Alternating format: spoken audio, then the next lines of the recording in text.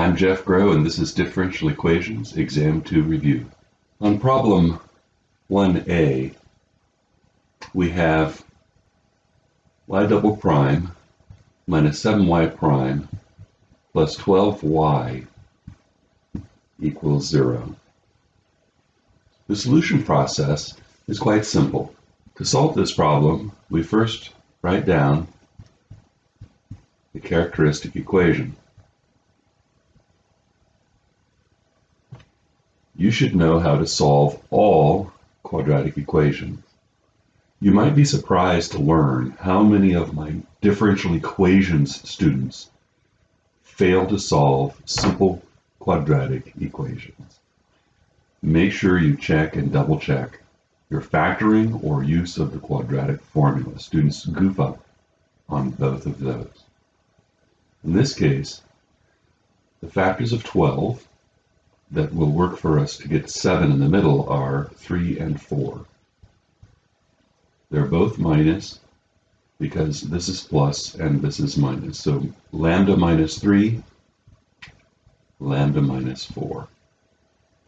From here, the zero product theorem tells us that either lambda is 3 or lambda is 4. Once we have the roots of the characteristic equation, we can write down the solution. C1 e to the 3x plus C2 e to the 4x. Easy as pie. These problems are so simple, they're like free points. It's a basic test of skill and understanding. Problem 1b. Y double prime plus 4y prime plus 4y equals 0. The characteristic equation is 0 equals lambda squared plus 4 lambda plus 4, which factors as lambda plus 2 quantity squared. We get lambda equals negative 2 with the multiplicity of 2. Therefore, the solution is C1 e to the negative 2x plus C2x e to the negative 2x.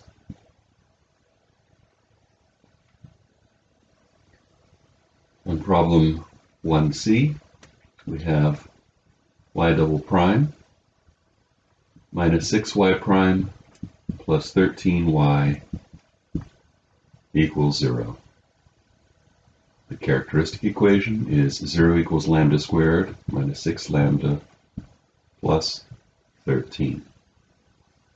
In completing the square, you divide the coefficient of the linear term by 2, that would give us negative 3, and then square that, which is positive 9. I wish I had plus 9 here, but I have plus 13. So I'll break this into plus 9 plus 4 and group the first three terms. That gives me lambda minus 3 quantity squared plus 4. We'll shift the 4 to the other side and get lambda minus 3 squared equals negative 4. Taking the square root and moving the 3 over gives us lambda equals 3 plus or minus 2i. You see that we have alpha equals 3 and beta equals 2. The solution then is C1 e to the 3x cosine of 2x plus C2 e to the 3x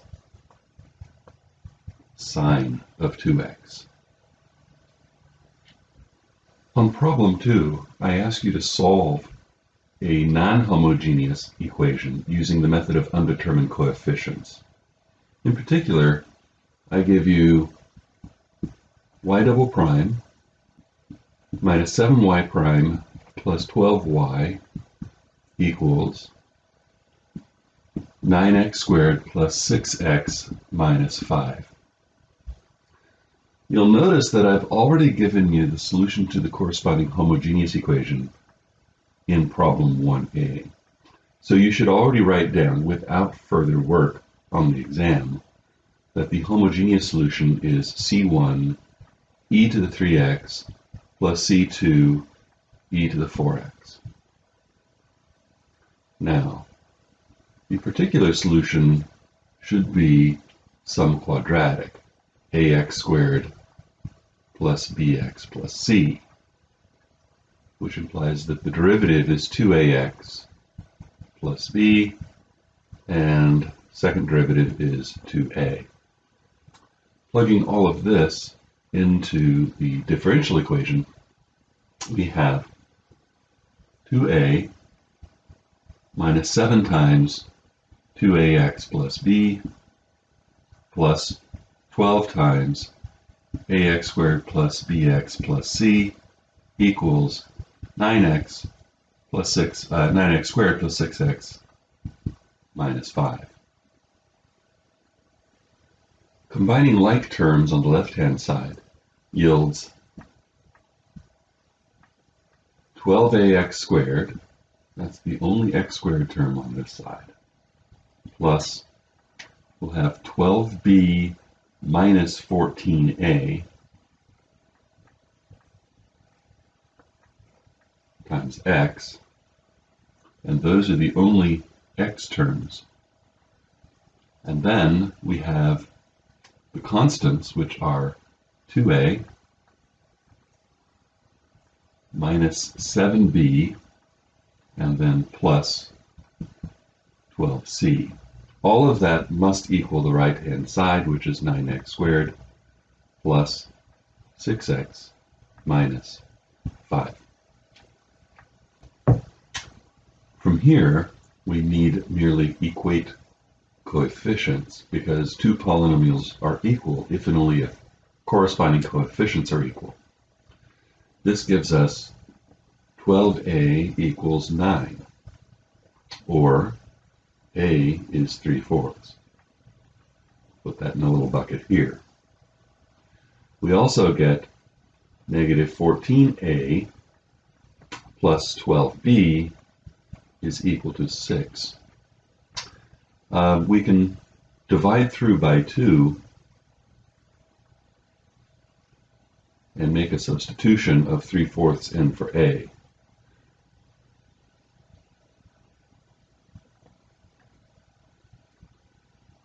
Let's turn this into fourths. 12/4. So here we have negative 21/4, which we'll shift over. That'll give us plus 21/4. So 12/4 and 21/4 is 33/4. We'll divide by 6.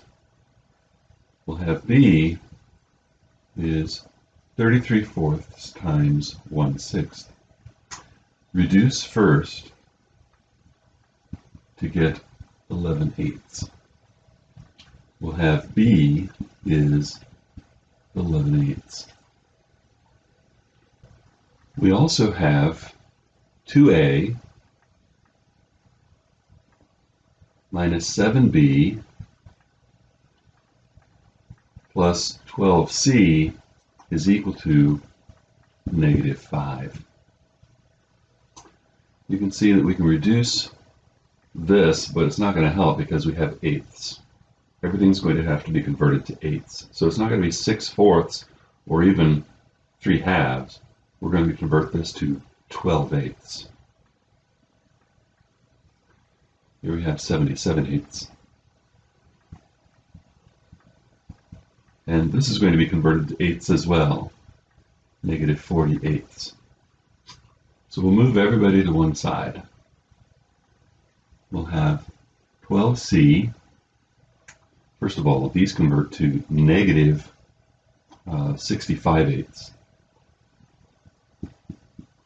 which when it goes to the other side becomes, we have our negative 48, we're going to have positive 65/8. We have c equals, well, we had 12c equals 25/8. Dividing by 12, we have 25 over, to multiply 8 times 12, we'll get 80 and 16, which is 96. It follows then that the solution is 3/4 x squared plus 11/8 x plus 25/96 plus c1 e to the 3x plus c2 e to the 4x. On problem 3, I ask you to solve a differential equation by the method of variation of parameters. In particular, y double prime minus 7y prime plus 12y equals e to the minus x. As you should know already, the homogeneous solution is c1 e to the 3x plus c2 e to the 4x. For purposes of calculating the Wronskian, it is preferable to list these in increasing order so that the Wronskian ends up being positive instead of negative. Students often have a hard time losing signs, so it's better to arrange it so that you don't get a negative sign beforehand.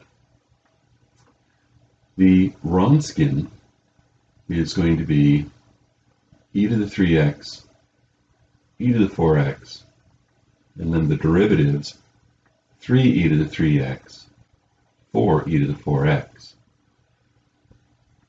Calculating the determinant, we get 4e to the 7x minus 3e to the 7x, or e to the 7x. Now that we have the Wronskian, recall that we'll have a solution, a particular solution of the form v1 y1 plus v2 y2, where v1 is minus the integral of y2f over the Wronskian dx, and v2 is positive the integral of y1f over the Wronskian dx. Keeping in mind the Wronskian is e to the 7x.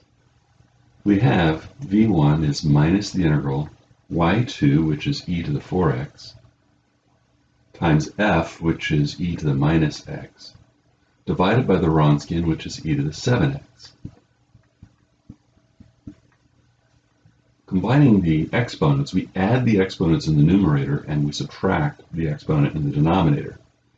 So 4x and negative x gives you 3x, minus 7x gives you e to the negative 4x. So we get 1/4 e to the minus 4x. Don't use plus c's or absolute values when you integrate to find these factors. v2 will be the integral of e to the 3x, e to the minus x over e to the 7x. Adding, we get 3x minus x is 2x, minus 7x is the integral of e to the minus 5x, which gives us negative 1/5 e to the minus 5x.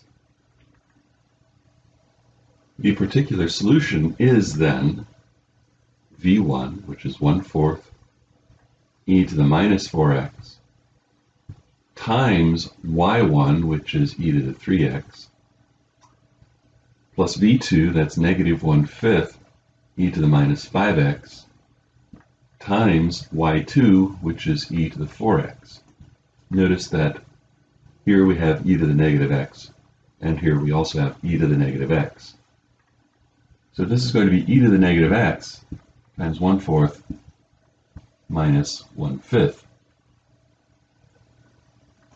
This simplifies as, remember, you multiply here, and multiply here. We'll have 5 minus 4 is 1/20.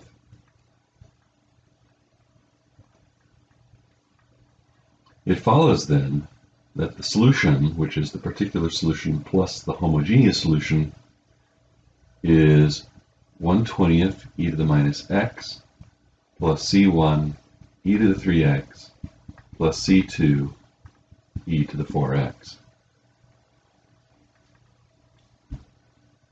On problem 4, I ask you to calculate the Wronskian of y1 equals, how do you pronounce that? That's called cosh. That's the hyperbolic cosine of x. And y2 equals, that's sinh, the hyperbolic sine of x. Now, I'm betting a number of you are a little shaky on your understanding of cosh and sinh. So before calculating the Wronskian, I want to remind you what these are. Cosh is, by definition, meaning you accept this. Does not require proof. Definitions are things you accept. Theorems you must prove. This is, by definition, e to the x plus e to the minus x over 2. And sinh is, by definition, e to the x minus e to the minus x over 2.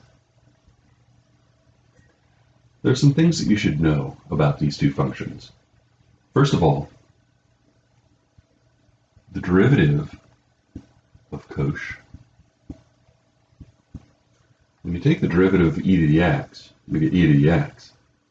But you have to use the chain rule to calculate the derivative of e to the minus x, which means the derivative of e to the stuff is e to the stuff, but you have to multiply by the derivative of the stuff, so you get negative e to the negative x, which gives you sinh.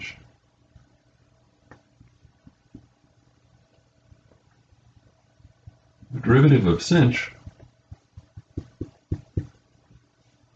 again, derivative of e to the x is e to the x, but you get another minus here, making this plus, giving you cosh. Notice these formulas are similar to, but not exactly the same, as the formulas for the circular functions, sine and cosine. The derivative of the regular cosine is minus sine, where here the derivative of cosh is plus sinh. So a little different. Similarly, there are identities that you need to be aware of. In particular, you should be aware of the following identity. Cosh squared of x minus sinh squared of x equals 1. Again, a little off from the usual Pythagorean identity. The usual Pythagorean identity, based on the Pythagorean formula, is that cosine squared plus sine squared equals 1. But when it comes to the hyperbolic trig functions, it's minus. A little bit different. So, since this is a theorem, we should prove this. For the proof, we'll start with the left-hand side.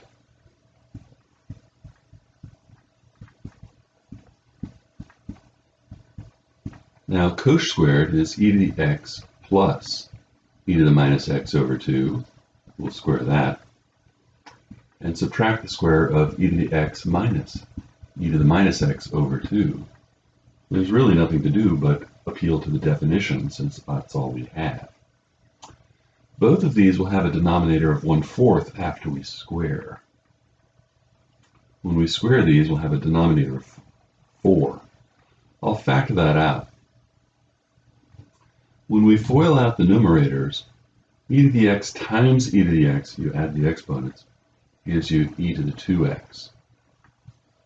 When we multiply these for the middle term, e to the x times e to the negative x is e to the 0, which is 1. You have to double that, so we'll add 2. It's always first times last times 2 for the middle term. When we square the last term, we'll get e to the minus 2x. Foiling out the perfect square in the second term leads to just a minus here as a difference. So it's e to the 2x minus 2 plus e to the minus 2x. Now, this term cancels with this term, and this term cancels with this term.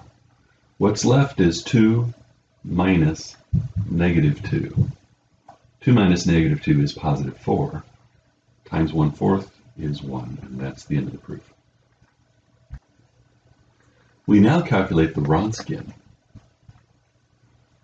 We put the two functions, cosh and sinh, into the first row. We then put the derivatives, sinh and cosh, into the second row. We multiply this way and get cosh squared x, and then we subtract the product this way, which is sinh squared x. And by the identity that we just proved, that's equal to 1. The fifth and final problem says the following. Show that 3 linearly independent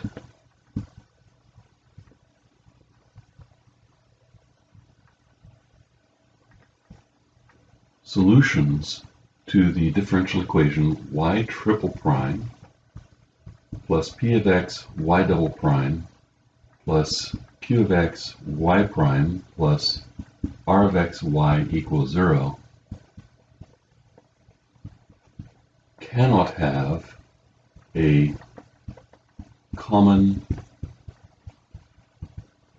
inflection point with the same x value. I want you to think about the logical structure of this statement. Write this down. We're going to look at this fairly carefully.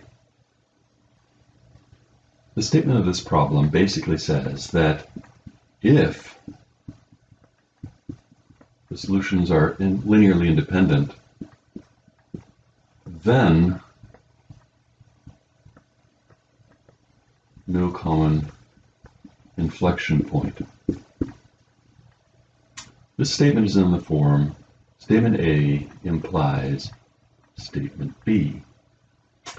Sometimes it's easier to prove the contrapositive of a statement than it is to prove the statement itself, and that will be the case here. So what is the contrapositive of this statement? First, let me go through converse. The converse is B implies A.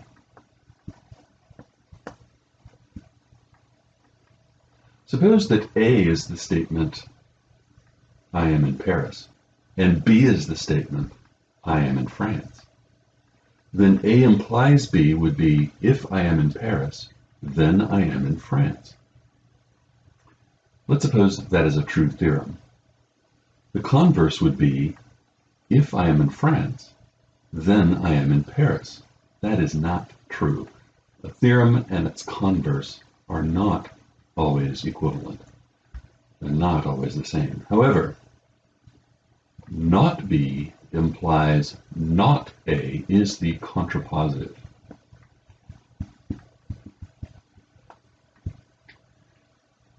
If this is, if I am in Paris, then I am in France, the contrapositive would be, if I am not in France, then I am not in Paris, which would be a true theorem. The inverse, by the way, would be not A implies not B. The converse and the inverse are contrapositives of each other.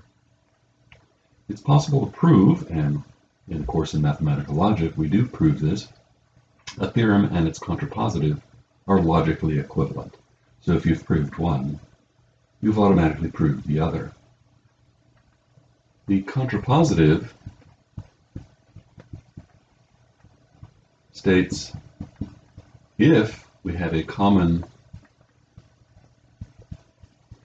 inflection point, a double negative leads to a positive. If we have if we do not have a common inflection point, then we have a common inflection point. Then we do not have linearly independent functions, which means they are linearly dependent. This is the contrapositive, and this is the statement we are about to prove. So in our proof, we're going to suppose y1, y2, and y3 have an inflection point at x0. What does it mean for these functions to have an inflection point at x0, given that they solve a third-order linear homogeneous differential equation? If these are truly third-order differentiable, then they must have an inflection point where the second-order derivative at x0 is equal to 0. Remember, the locations of inflection points are points on the graph of a function where the graph has a well-defined tangent line, and either the second-order derivative is equal to 0 or the second-order derivative is undefined.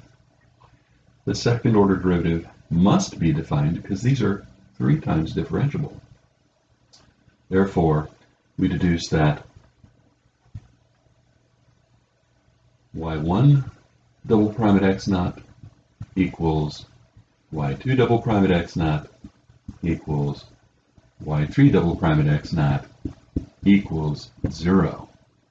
At an inflection point, we must have this. We need to turn this into a statement about linear dependence, and the way to check that is the Wronskian. So we'll write down the Wronskian, but we'll evaluate the Wronskian at the point x0. By Abel's lemma, if the Wronskian is 0 at x0, it'll be 0 everywhere.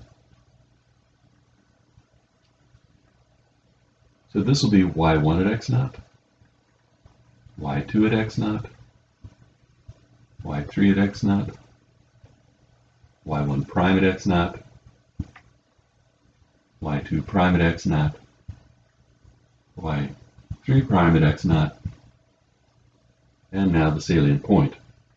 The second derivatives evaluated at x0 are all 0.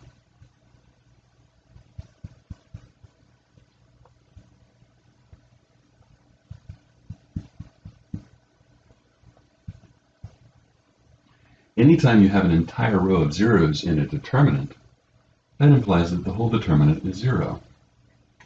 Since the Wronskian is 0 at x0, it'll be 0 by Abel's lemma everywhere, and we deduce that these are linearly dependent.